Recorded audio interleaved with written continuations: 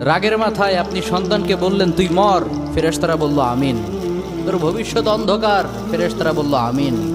রেগে মেগে আপনি আপনার মেয়েকে বললেন জীবনেও তোর কপালে স্বামীর ভাত জুটবে না, ফেরেশতারা আবারও বলল আমিন। আচ্ছা, আপনি না সেই ব্যক্তি যে তার নিজের জীবনের চাইতেও সন্তানকে বেশি ভালোবাসেন? আপনি না সেই ব্যক্তি যে তার সন্তানের জন্য হাসতে হাসতে নিজের জীবনটাও দিয়ে দিতে পারেন? আপনি না সেই ব্যক্তি যে আল্লাহর কাছে নিজের চাইতেও সন্তানের জন্য বেশি দোয়া করে? তাহলে কি করে নিজের হাতে নিজের সন্তানের এত বড় ক্ষতি করতে পারলেন? Doesn't make any sense. Common sense বলতে কিচ্ছু নাই আপনাদের। আপনারা কি জানেন না আপনাদের রাগের মাথায় বদদোয়া করাগুলো ফেরেশতারা আমিন বলে?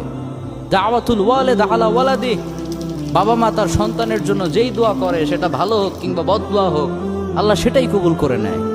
এজন্য খবরদার, নেভার কার্স ইউর চিলড্রেন। রাগের মাথায় কখনো সন্তানকে অভিশাপ করবেন না। খুব বেশি রাগ উঠে গেলে তার জন্য উল্টা